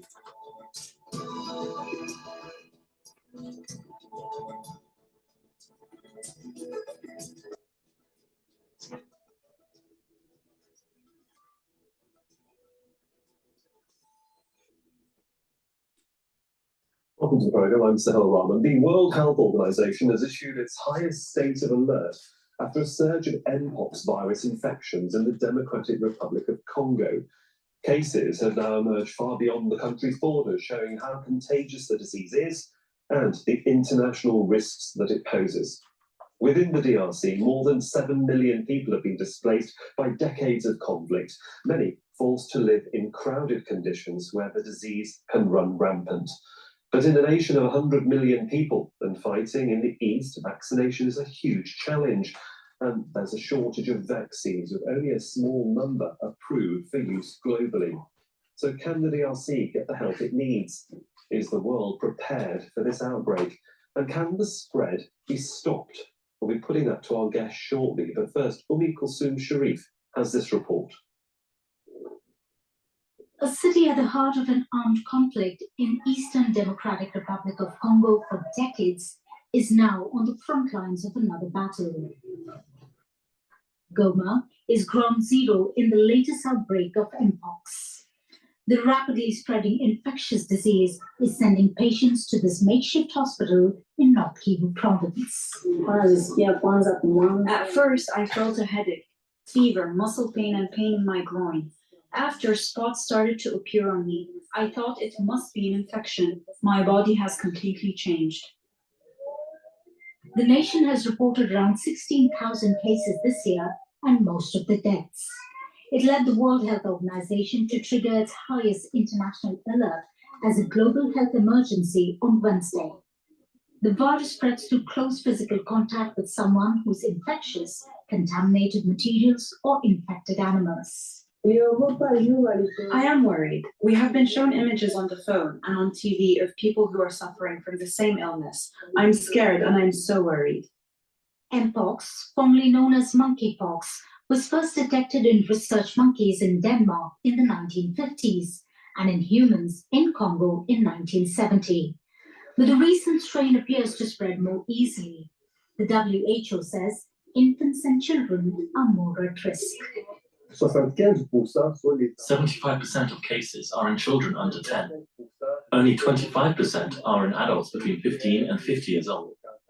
It should also be noted that around 70% of these cases that come here are cases from camps for internally displaced people, so there is a high vulnerability within the camps. The African Centers for Disease and Control and Prevention says Mpox has been detected in 13 countries this year with more than 500 deaths. Other countries are now seeing cases, including Sweden, reporting its first case this week. Health authorities in Pakistan have also detected one case in a passenger returning from the UAE. In 2022, the Mpox outbreak was reported in more than 70 countries, but its spread was slowed within months with vaccination programs and drugs in rich countries. Experts say there's an urgent need for vaccine supplies in African nations to stop the spread of the virus. I would not recommend a general vaccination campaign for the general population or at-risk populations at this stage. It is also clear that the vaccines that are available globally are urgently needed in Africa, urgently needed in regions where the virus currently is spreading, and there is a severe shortage of vaccines. The goal of treating Mpox is to take care of the rash, manage pain, and prevent complications. Getting an Mpox vaccine will prevent infection and help curb the outbreak. Global pharmaceuticals are promising millions of doses in the coming months. Kulsum Sharif, Al Jazeera, for Inside Story.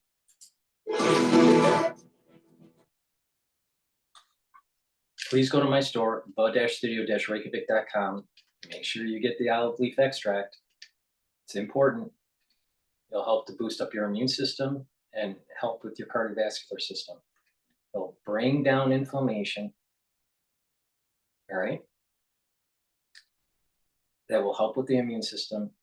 It will help to bring down LDL levels, increase your HDL levels, so that's going to improve your lipid profile. So please go to my store and get the olive leaf extract. Again, like I said, I have a new product on my store, ubiquinol, and this is the active form for CoQ10. CoQ10 helps with boosting up your energy levels, especially when you're exercising. It's an antioxidant, all right? So please go to the store, the-studio-reykjavik.com, and get the ubiquinol, which is the active ingredient for CoQ10, right? It also helps with cognitive function. So this is going to get that neurogeneration going. synergistic with the clarity factor. It's synergistic with the C60. And that's why it's so important to stack. All right, you get more benefits by stacking because you're taking your health and you're applying it from different angles, different vector points, and it's improving the whole health of the body. That's basically how your body works. All right, it has a lot of processes. They're not linear. There are feedback loops, negative and positive feedback loops. There's lots of different angles for energy production and metabolism and the immune system and all this stuff. So to get your body healthy, you need to attack it in multiple directions. So ubiquinol is very important. It's the active ingredient for CoQ10. So if you want to improve your exercise performance, this is going to help with the energy. If you want to improve your cognitive function, this is what you want to take. Ubiquinol, it's the active form for CoQ10.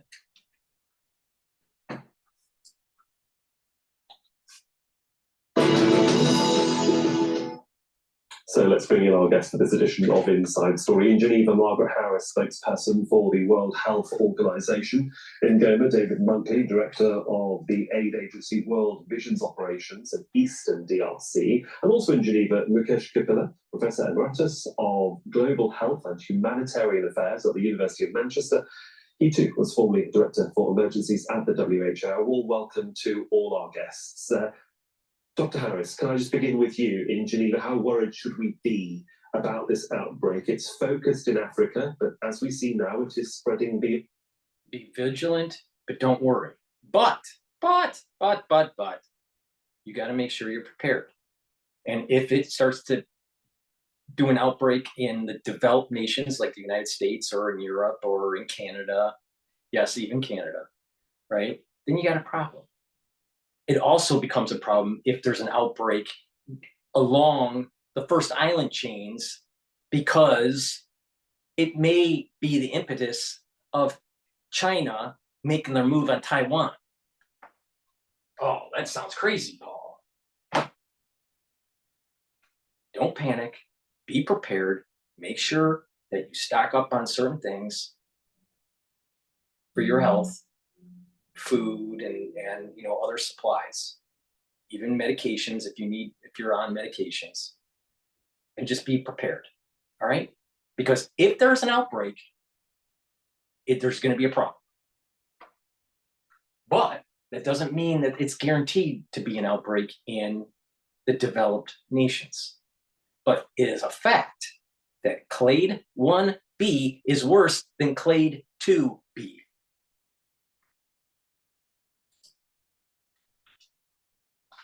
Continent. Certainly, we don't call a public health emergency of international concern unless there is a reason for worry. I mean, the hint is in the name, international concern. And what we're worried about is the detection and rapid spread of this new strain, clade 1b, in Eastern DRC. It's the fact that it's spread so rapidly. And it's also been detected in neighboring countries that had not previously reported any types of Mpox. And there clearly is potential for further spread within Africa, but also beyond into the rest of the world. And there is a need to try to stop it. Indeed, we'll speak more about the actual biology of clade 1 and clade 2 a little bit later in the programme. David Monkley, just to get your general impressions, you're, as we say, at the coalface dealing with your staff and with your colleagues, not just in your agency, I'm sure you're coordinating with many other agencies as well, about the problem of Mpox right now. Just give us an overview of where the focal point is for your aid operation. Yeah, this is a crisis on top of a crisis. Rooms loads a complete serving of fruits, veggies, adaptogens, vitamins, minerals, super mushrooms, prebiotics, and antioxidants, like organic kale. Yeah, this is a crisis on top of a crisis, simply due to the fact that in Eastern DRC, there is a conflict that's been long-standing that has taken 2.5 million displaced people into camps in and around Goma in horrid conditions. So much of the work that we were doing was on really just basic food provision, some general cash support, protection services, really the basics. For this to come into these camps at this point is really horrific. It's a new crisis. And these camps, again, you have high numbers of malnourishment from children, you have high cases of abuse. These are really perfect conditions for the Mpox epidemic to grow quickly. So it's a chief concern for us to do what we can now to really limit this as much as possible. Dr. Mpox in Geneva, you're no stranger to these sorts of emergencies, and certainly this type of problem that the DRC is facing right now. In terms of the here and now and the long-term prognosis, let's just talk about the here and now, what you would expect to hear from the authorities in the DRC in how they are trying to help their health services and their health personnel on the ground with what's going on right now with Mpox. I think national health authorities in DRC and surrounding countries need to upgrade their own preparations. That means making sure that healthcare practitioners are familiarized with the symptoms and signs, ensure that they have systems in place for surveillance and testing, and to put into place preventive and public health measures, which include, for example, hygiene, sanitation, water, and infection control, which I think has an advantage. Not only would it help against Mpox, but also against many other endemic communicable diseases, including recent epidemics, which are still grumbling away in these parts of the world. So that's the number one step to be taken. And to prepare the public as well to be recognize the disease when it happens in their families and communities, and bring it to the attention of the healthcare providers so that the outbreak as it evolves can be properly tracked. Yeah, we'll talk about how they actually get that word out as well a little bit later in the programme. Margaret Harris in Geneva, I mean, how problematic is it to be able to deal with this when there's also conflict in the area? Obviously, you're dealing directly with your medical colleagues and equivalents in the DRC, in government, but at the end of the day, the trauma is hundreds of miles away from the capital of Kinshasa. Indeed. Conflict makes everything more difficult when you're dealing with public health. The advice indeed is to say, come to the health center, get treatment, protect yourself. Now, if you're a displaced person, you're in the middle of a conflict, you can't get to the health center, you can't protect yourself. And as David mentioned, you don't have food, you don't have water, you don't have the safe conditions. So at the same time as we take all the actions, which we are taking to prevent the spread, there needs to be much more effort to resolve the conflict and support the population. Otherwise, you will just continue to have problem on problem, as David said, crisis on a crisis. And David, can I come back to you, Ingo? But can you just tell us a little bit about those living conditions and the situations that those that have been displaced, not just once, but maybe twice or thrice, are actually facing? Because this all adds to the trauma of not being able to have clean health facilities, clean water, clean food, and accessibility to medical care. Yeah, these camps, they really sprung up overnight. They were unplanned. So people would literally find themselves on the side of a road at different points in or on the periphery of Goma. And poof, all of a sudden it would be 10,000, 15,000. The other day was at a camp for 22,000 households, over 100,000 people. There was garbage everywhere. There's no strong sanitation system. We in World Vision, we provide, again, emergency food and cash and some hygiene support, but we're overstretched. This is so big. There's hundreds of thousands of displaced people just around Goma. So for this to make itself known, for Mpox to enter into these camps, we're overstretched as it is. We're underfunded as it is. So to be able to find the resources necessary is incredibly difficult, which is why we're asking the international community to step in immediately, because we need more support in these camps. David, I'm just going to hold our little conversation here for a moment to give our viewers a little bit of context, and then I'll be coming to Mukesh shortly. Before we do that, please go to my store, the-studio-reykjavik.com, and get the vitamin D3. Very important to get cells to go into apoptosis. Like I said, certain types of pathogens will shut down the apoptotic pathway by shutting down the innate immune system. Well, D3 stops that. This D3 will help to get the cells that are infected to go into apoptosis. D3 helps with absorbing calcium. That's good for your bones, right? But it's also a gene expression cofactor. So you get proper gene expression for your cells, especially if they need to go into apoptosis. This is why taking D3 helps with your health and your immune system. So please go to my store and get the vitamin D3. You should be taking this every day. Higher doses can also improve osteoarthritis or some sort of sports injury for joints. Now you have to take them in higher doses, and you got to be careful. You have to do light resistance training on the injured joint, very light resistance training every day. And you would have to be taking higher doses. Let me explain what I did. I used to have osteoarthritis because I used to do triathlons and I used to run marathons and stuff when I was in my 20s and 30s. So what I did was I heard a podcast by Dr. Group, and there was athletes that had osteoarthritis were finding relief of their osteoarthritis by taking high doses of D3 and doing a protocol. The protocol is this. You have to drink milk, all right? You're getting calcium in your body, right? So you're drinking milk and you're taking D3 and you're taking K2, okay? Take K2. I'll talk about K2 in a minute, but you take K2, which is also on my store. I have vitamin K2 now. It's a new product on my store.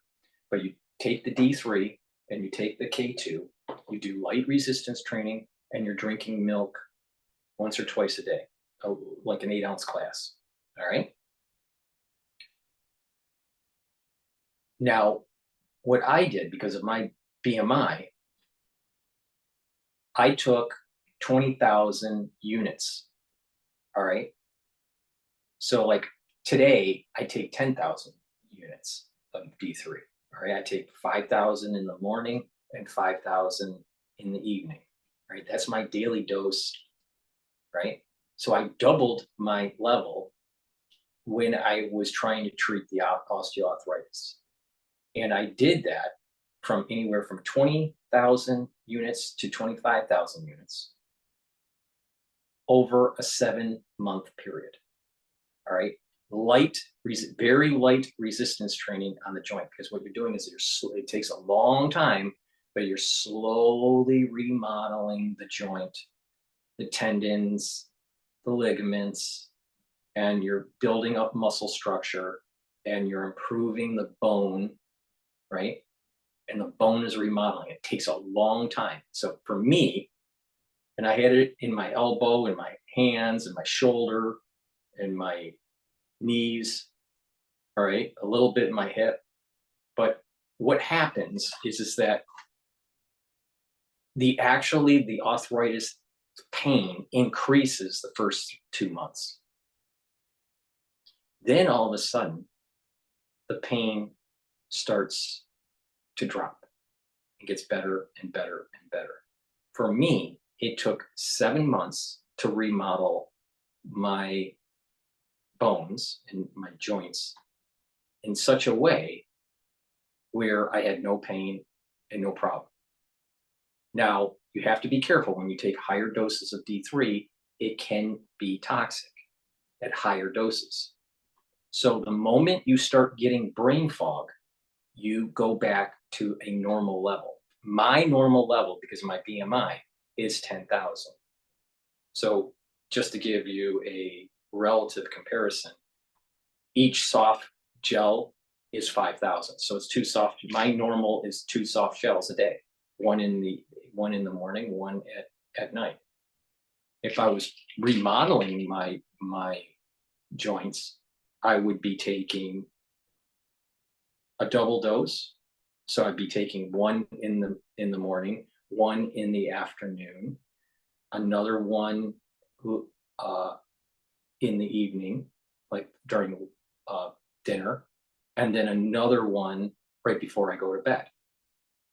If I wanted to do the 25,000 unit, then I would add another one in between the midday. Okay, but drinking milk twice a day For me, it was once in the morning, 8 ounce, and another one before I go to bed. All right. Light resistance training on all the problematic joints. Light resistance training. So a little bit of a weight, very light, or you know, some sort of isometric resistance training. All right. For me, it took 7 months for it to remodel the joint. It was painful for the first 2 months. It was more painful, but that's showing that it's working. That's the key, because what's happening is you actually have nerves in that area, and everything's getting remodeled. Your nerves are getting remodeled, your bones getting remodeled, you're strengthening the muscles, everything's getting remodeled, but it takes a long time. All right. And you're going to be taking a normal dose of K2. All right. This helps with the energy absorption, or the calcium absorption. With that, you just got to be, based on the amount that you're taking in your BMI, you pay attention to neurotoxicity. Neurotoxicity is like you'll start to get the brain fog. The moment you start to get the brain fog, go back to your normal level. For me, it was 10,000 units, so 2 gels, soft gels, and stop. All right. Some people don't get the neurotoxicity, and you do this for a 9-month period. All right, and then stop. All right. But if you do start getting that neurotoxicity, sometimes that neurotoxicity you may start at around the 7th month, maybe in the 9th month, or not at all. Just depends on your BMI and how much you're taking and just your metabolism. All right. So people are going to be different. For me, it was 7 months at the dose level that I was doing, at the protocol level that I was doing. Some professional athletes that have had osteoarthritis, we're talking about basketball players and tennis players, they were in the very high levels of D3. And you got to be, you know, you got to have some sort of physician to be watching you.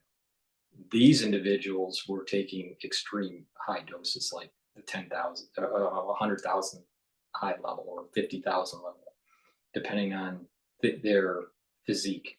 All right. But they were professional athletes, right? So, you know, most people are not professional athletes, but most people you can be at a much lower level. But the moment that you start feeling the brain fog, go back to your normal level.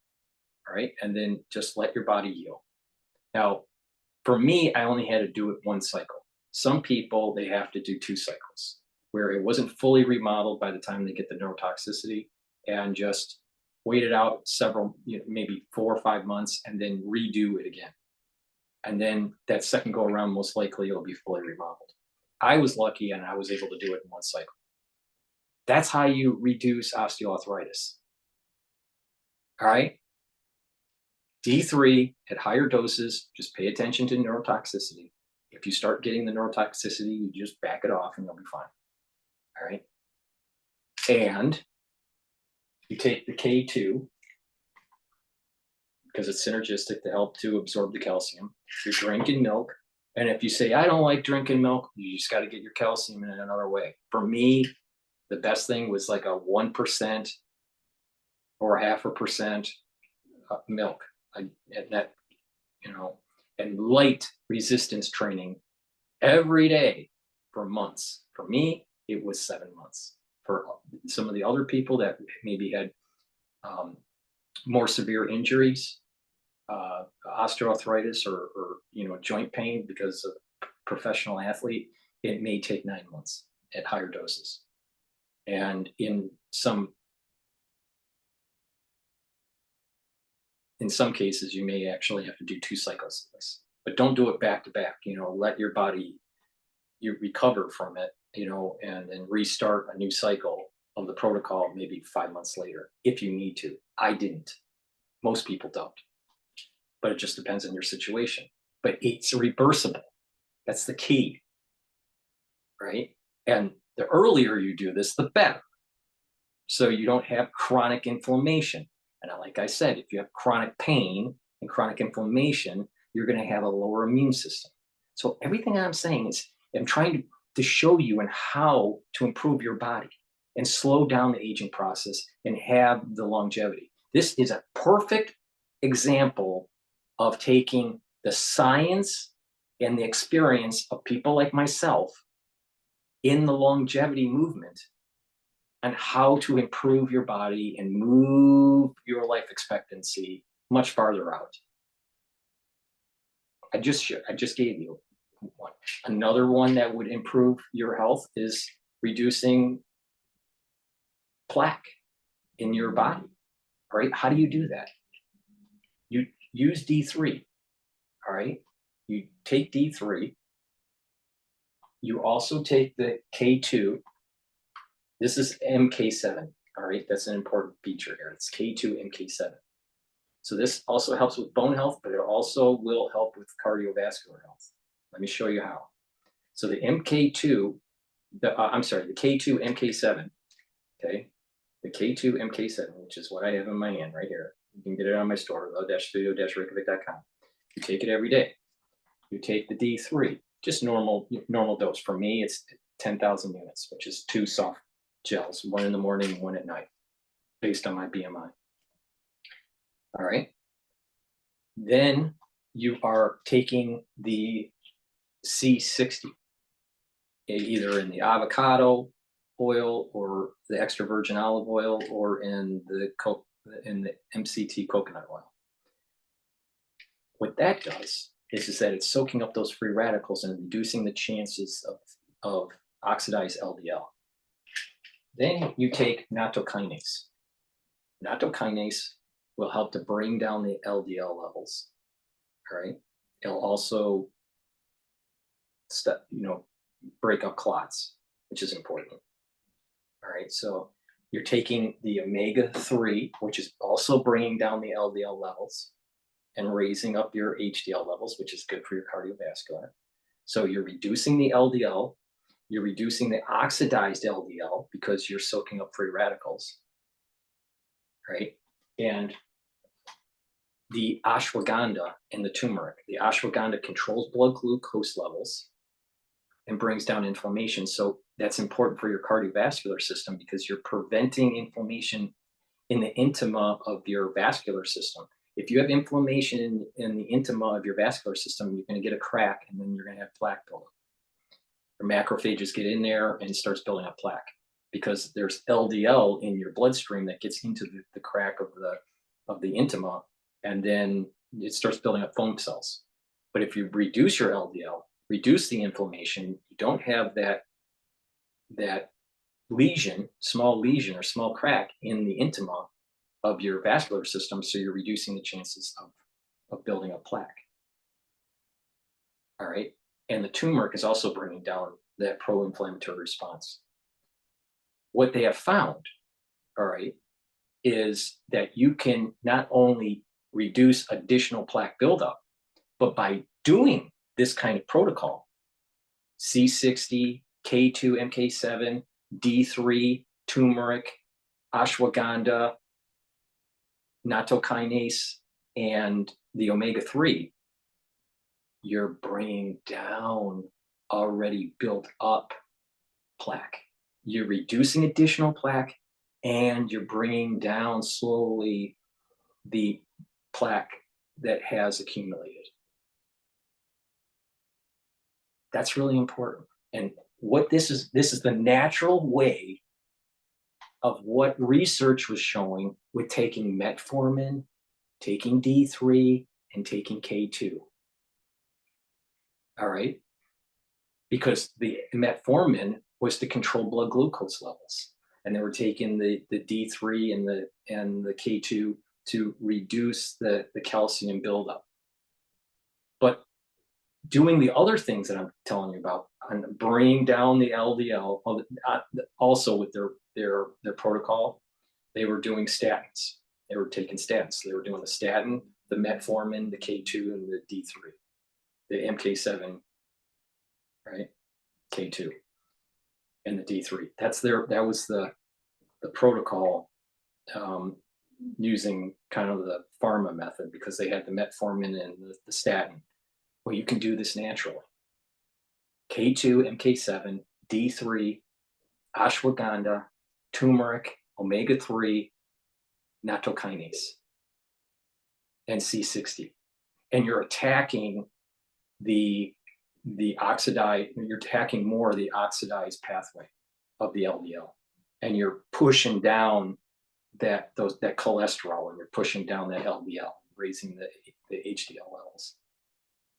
You do this over a year period, and you're going to notice that you have better cardiovascular system. I just gave you two methods from experience of the longevity crowd, which I'm a part of, right? On how to reduce or eliminate arteriosclerosis and reduce or eliminate osteoarthritis and even osteoporosis. Those two things that I just told you are huge.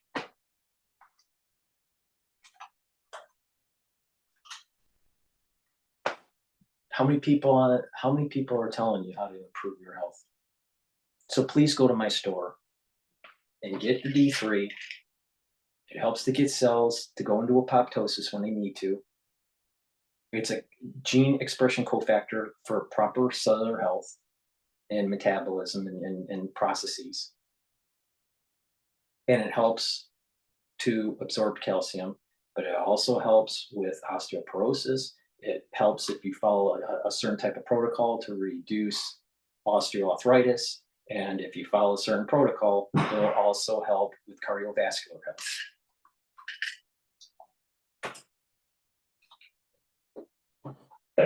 Has been at the centre of the recent outbreak, as we've just mentioned, accounts for more than 90% of the reported infections. Burundi, Kenya, Rwanda, and Uganda have reported their first Mpox infections in the past month. Now, those cases have also been identified in Nigeria, Cameroon, Central African Republic, South Africa, Ivory Coast, Liberia, and Ghana. It's also sparked concerns about spreading to other countries around the world. And as we just mentioned, Sweden has recorded its first case, and Pakistan too has increased screening of passengers at its airports after a traveller tested positive for Mpox. So we've given our viewers at home, and Dr. the Philippines, because the Philippines case came after this recording. So there's 3 other countries. Of how far and wide this is going. Porous borders across the conflict zone of Uganda, DRC, Burundi doesn't really help matters. And now we're seeing Sweden and Pakistan in that whole mix. When you investigate and you backtrack to where this all occurred and how this is transmitting, besides isolating an individual and interviewing them, what is the process to try and contain the problem? Certainly for countries like Sweden and Pakistan right now, two diverse countries. I think it shouldn't be a surprise to anyone that diseases spread. And first to say, it is very, very important not that dysfunctional measures like border closures and the panic that has often attended the past outbreaks. You only have to look at Ebola and COVID, which and those things cause as much problem as the original disease. Now, what can be done about it? I think if an outbreak is detected in a location, wherever that might be, whether it's Sweden or Pakistan or in some African country, it is about isolating the person. It is about isolating their contacts. It's about, if you have access to vaccines, but vaccinating those contacts and then keeping an eye on the immediate neighborhood so that local outbreaks can be controlled. This is where vaccination does come in, and why the availability of vaccines, not for general deployment, but for outbreak control, is extremely important because the vaccines are quite effective. Having said all of that, none of this is possible, as Margaret has already said, if in the middle of a crisis you don't have access. And as we already heard from Goma, if resources are limited and infrastructure is very poor. So, there are no shortcuts to this. But all these complicated circumstances should not at the same time be called that it's all hopeless, we can't do anything. A lot can be done locally, little by little, in a myriad different situations. And this is where national action and national authorities in the lead and local organizations, local communities are totally vital to control these outbreaks. Yeah, I know David's agreeing. I'll come to you in a moment, David, about agreeing about how community support. Dr. Harris in Geneva. Can we just talk for the... Just so I keep on repeating myself, please go to my store, the-studio-reykjavik.com, and get the nattokinase. This helps to break up clots because it's fibrinolytic. It's also going to help to improve your cardiovascular health by bringing down LDL levels and help to raise HDL levels. So this is really important. Ubiquinol, which is the active ingredient for CoQ10, is going to help with energy, improve your exercise tolerance. It's an antioxidant, and it will help with your cognitive function. So please go to my store and get the ubiquinol. This is the active ingredient for CoQ10. Vitamin K2, this is the MK7 version of it. This is important for bone health, but also, if you've been listening to me, it will improve your cardiovascular function when you're taking it with D3, C60, omega-3, turmeric, ashwagandha, and nattokinase.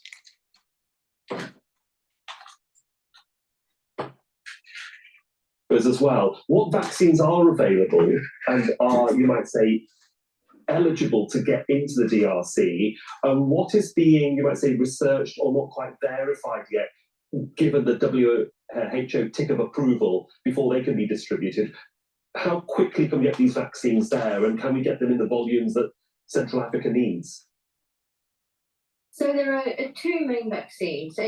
These vaccines were actually developed against smallpox, and Mpox is a member of the same family, and they've been proven efficacious against Mpox. So that's why we have these vaccines, and that's why they've been in some countries, because they've actually built up smallpox stockpiles. For one of them, they both got terrible names, I'm sorry. One is called MVA, and there are currently 0.5 million doses available in stock. And the manufacturer says that they could produce an additional 2.5 million doses, potentially. So by 2025, we hope there will be an additional 10 million doses produced. The other one is LC16. It's a vaccine that's not commercialized, but produced on behalf of the government of Japan. And there's a considerable stockpile of this vaccine. And Japan is working closely with WHO on facilitating donations of that vaccine. So there are vaccines. Now, the question is, and the important thing to understand is, just as Mukesh mentioned, I think, is they're not for mass vaccination campaigns. They need to be used in a very targeted way. And they're best if they're used for prevention of people at very high prevention of infection, people at very high risk, or those who've just been in contact with a known case, if you can vaccinate them very early. So again, as we said, this depends on getting the vaccines to the right people, knowing exactly where the virus is, being able to track it, and doing the best quality public health. So let's go back to David there in Goa. You were nodding in agreement about the communication, David, because even with COVID, people in Africa, because of bad faith, because of being suspicious, cultural differences, always very worried about vaccines and not always happy that these were in the system. And as Mukesh mentioned, be careful, over inoculation weakens the immune system. Be careful. Getting the word out is very important. And how are people reacting to the potential possibility of taking a vaccine? You know, they can be suspicious, they can be worried, be it myth, gossip, or superstition. What's the general consensus from what you're hearing? There have been some gains made due to the fact that in recent times there's been COVID, but locally as well, there was also the Ebola epidemic. So there's a better understanding of vaccines, but when we talk about that local communication component, That's very important. We talk this is an international concern, but so many of the solutions will happen nationally or locally. Hygiene promotion, for example, early detection and surveillance. This is where we need more support, because if you're able to, detect early these cases or identify certain weak spots, do stronger hygiene promotion, set up necessary sanitation services, you're going to address so many issues that could lead to greater Mpox numbers in these camps. So it's again working in partnership with these communities to really focus on those most vulnerable, as we've noted here. And in many cases, it's children who are bearing the brunt of Mpox cases and even fatalities, pardon me. So for us, it's really about continuing kind of hygiene promotion, community dialogue and discussion to ensure that there's buy-in, there's support at local level, because that's where so much of this is going to take place. Dr. Mukesh in Geneva, it's all very well, isn't it, to try and get the communication sorted. But again, to get the vaccines there requires money, it requires a budget, lots of problems that are going to be arising, especially in the Congo and in Africa in general. And it's the exact same problems that doctors had in the late 1800s with all these social dynamics. Goodwill. There is an organisation, part of which the WHO is a member, called Gavi. For our viewers, it's about the rich north, isn't it, or the richer developed countries helping the poorer south or the poorer countries in the world when it comes to the need for vaccines. We saw this during the COVID pandemic. It's a system that works if it works properly. Yes, but before I come to that, let me just make a point to the communication point. I'm a veteran of the HIV origins from all those early decades ago. And I remember the earliest struggles against HIV, and the biggest issue, apart from trying to get the word out, was the issue of stigma. And the stigma undermined control efforts for a very, very long time in HIV. And elements of that we also saw in the Ebola epidemic in West Africa. So my point here is that I hope that David's strategy in Goma and others has a strong focus on ensuring that the victims are not being stigmatized, because, of course, one of the roots of transmission is also sexual. That's one thing. And secondly, there's so much misunderstanding that are always there at the beginnings of any condition. There are specific communications that are needed to overcome, to dispel, misunderstandings. And here I'm not even talking about all the vaccine deniers and so on. That's a separate issue. Coming to your question of vaccine equity, this, of course, is an ongoing debate. Now, we have the international health regulations, and thank goodness at the last World Health Assembly, the world agreed to improve it and revise it. We're still in the middle of the pandemic negotiations in terms of a better treaty. And where we're stuck on is this business of fair sharing of resources and opportunities around the world to control diseases, to which all countries are there. Now, I think we have to be realistic. So what's happening now is a country like Switzerland, where I am, and Canada, the US, in the European Union, I hear they're busy stockpiling vaccines. They've already got some stockpiles for their population concern. And you can't blame these governments to try and preserve the health of their own at-risk population. That I would expect my government to do also. So what we need is but they shouldn't stockpile to the point that they design others life-saving vaccines. And this is where we do need WHO and Gavi and others, and the UN generally, to come in and say, hey guys, can we have some kind of a rule whereby we're not saying you give us your vaccines that you need for your own populations, but at least let's have a formula which makes available these vaccines for other countries, especially now. This outbreak is going to be controlled in Africa, not anywhere else. And so that's where we need to focus on to get vaccines there. And Dr. Margaret Harris, can I just then bring in a sort of a dog leg of a question here, because we've seen that the DRC is going through a major crisis on its eastern borders with civil strife and rebel groups all vying for territory, and there is fighting. We know how that's impacting on the public at large. But we also have conflicts in Ethiopia and Sudan. And we're seeing that this virus can transmit itself very quickly. If it can get to Sweden and Pakistan and get to other parts of the continent, I know Dr. Mpox is also nodding in agreement. How do you actually start talking? This is why I keep on saying, if there's a major breakout in a major epicenter like New York, London, Paris, Berlin, LA, Tokyo, it's a problem. It's going to be a big problem. Please go to my store, the-studio-reykjavik.com. I have another product, NAD+. Really important. Why? Because this will help with repairing your DNA if it's been damaged. It also helps with cellular defense mechanisms, right? Which is going to be important, especially when there's so many things that are shutting down the innate immune system. So NAD+ is really important to improve your DNA repair mechanism and your cellular defense mechanism. It also helps with the circadian rhythm, so it helps with sleep. That's really important. I mentioned that with my good night formula. So please take NAD+ every day, and it helps with cognitive function. So you can stack this with C60 and with clarity factor. All right. And ubiquinol. So if you start paying attention to what I'm doing, you're going to improve your health. So please go to my store, the-studio-reykjavik.com, and get the NAD+.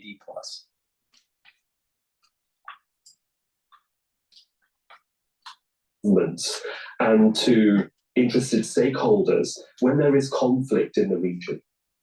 Well, this is really the biggest difficulty I think we as the world face right now. I mean, we're looking at conflict around the world that is causing massive threats to human health, because the health systems that have taken decades to build up are just being destroyed.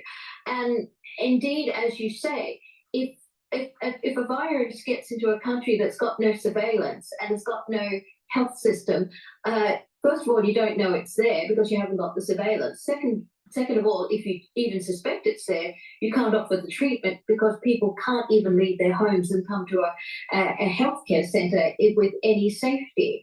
And with the conflicts going on around the world, we are asking for trouble. We can be brilliant at public health, we can be brilliant at developing vaccines, and yet all of that is destroyed by conflict. And well, Dr. Mpox, can I just come to you? I mean, it might be destroyed by conflict, but is there now a time or a discussion, and again, going into another direction, where you might say a global health card is required by people who travel, that would be universally accepted by all governments? I know that this gets into the whole realm of the Biopatriot Act, where there's going to be digital currency, the lack of freedom of movement, there's going to be vaccine passports, there's going to be social scoring. Major problem. It's going to be Big Brother on steroids. And if you vote in Kamala, then it's going to be Big Brother on steroids with Little Sister. Big problem.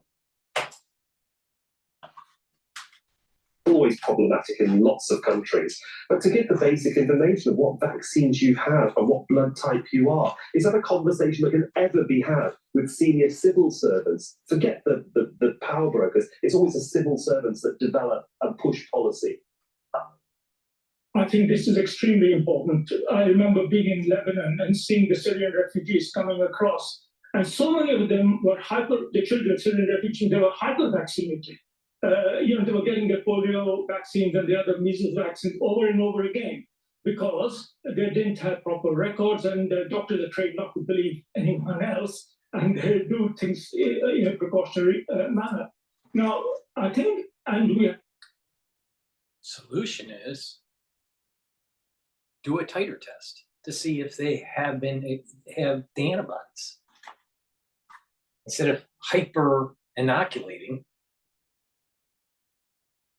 no, we can't do that because Big Pharma makes so much money. This just aggravates me. I tell you, it aggravates me so much. Please go to my store, the-studio-reykjavik.com, and get the even better part. This will improve your skin. It is a skincare bar, daily skincare bar. You rub it on your skin. It'll make your skin smoother, softer, and there's going to be a little bit of a glow to your skin. All right. It'll help to speed up wound healing. If you have a cut, an abrasion, or a minor burn, put this on it and it will heal it quicker. In addition, it helps with pain. So if you have a muscle ache or a bug bite, it'll reduce the itching or eliminate the itching and reduce the muscle pain. So that's important. Even if you have a little bit of pain from the wound, they'll kill off the pain with the wound. So please go to the store and get the Even Better bar. This is made from all natural essential oils from the Himalayas. All right, so it's a very high quality bar. You can also put it on eczema or psoriasis to help heal the lesion. So please go to the store, the-studio-reykjavik.com, and get the Even Better bar. You should have this in your household so you're ready right away to apply it if you get a cut or an abrasion or a bug bite or a muscle ache or whatever. But it also is a great skincare treatment. You just put it on your skin every day and you'll notice that your skin is improving. Migratory populations, even more in the north. Only 12 million are displaced in Sudan, many of them as refugees. So we know that there are schemes going on in terms of digitally held records, which can be kept safely for populations in crisis. And it doesn't have to be populations crisis.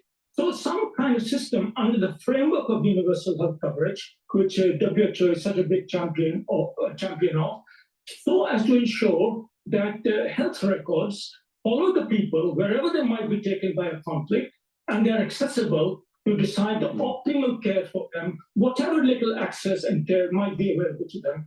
And yes, this is also very important to give agency to individuals caught up in conflicts and crises and moving around. And of course, climate change is going to only make that worse. So I think this is a very good idea. And we need a global approach to this, building on the tools that WHO and UNHCR and others have already got and are working with. Margaret, just that final word, marshalling your resources to help those on the ground. That's the message. Can the WHO with its partners globally help Central Africa in this particular instance? Absolutely. And that's probably the main reason for calling the public health emergency of international concern. When you have an outbreak like this, the world needs to come together, bring the resources, be they human, financial, scientific, technical, like vaccine, bring it to where the problem is. Don't be worrying about it coming. Stop it where it is. And just as a matter of the world community, we've mentioned the pandemic treaty. This is what it's about. We can stop these problems if we work together, even when we have conflict. And we, all of us here, all the health workers, we'll never stop trying to help.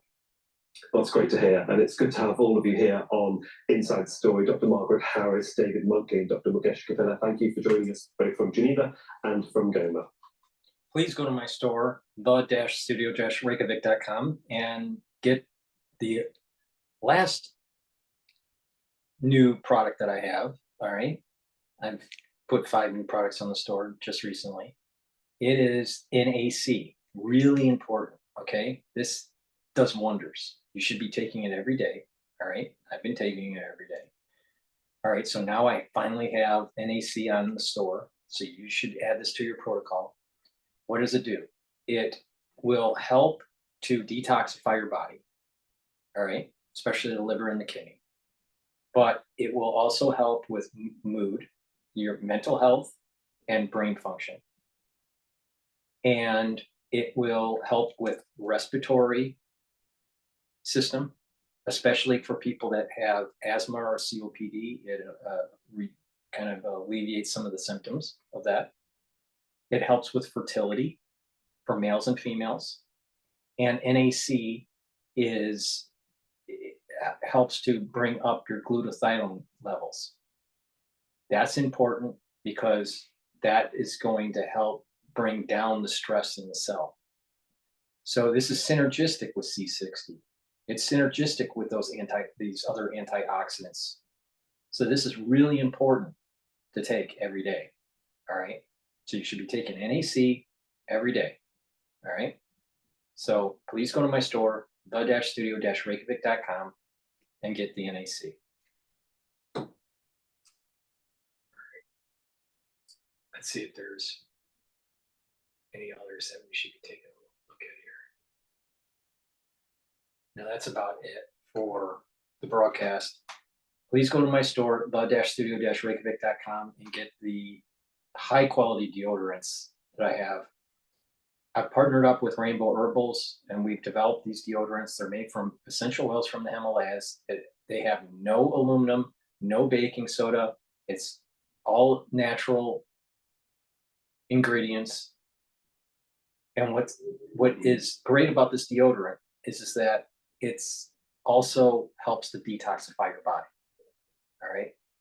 That's important because by detoxifying your body, you're going to get your endocrine system back in homeostasis. You're going to get your immune system back into homeostasis. So I'm all about dual purpose products. Like I said, the NAC does so many different things. It's dual purpose, right? This right here, dual purpose. So please go to my store and get the deodorant. Use it every day. You should be using deodorant every day. If you're not, you got a problem, all right? And this helps with improving the detoxification of your body. In addition, I have it in a citrus version and a peppermint lavender tea tree version. So get a couple bars for your household. It's a very high quality deodorant. It's all natural from essential oils from the Himalayas, very high quality. So please go to the store and get the deodorant in citrus or peppermint, lavender, and tea tree. With that said, thank you for listening. Please subscribe to all my channels. All the links are in the description of this video. Go to my store, the-studio-reykjavik.com. The link is in the description of this video. Please share my videos. Ask your social media to follow me so I can reach a larger audience. I have a lot of knowledge about many different subjects. All right. And you need to pay attention to what I have to say about what's going on in the economy, what is going on geopolitically, and what is going on with your health and how to improve it and how to not worry. All right. You need to be informed and you need to be proactive. So please go to my store, the-studio-reykjavik.com, and get the products that will help to boost up your health. And please subscribe and share the links and ask your social media to follow me. Thank you for all the support. Please have a nice day.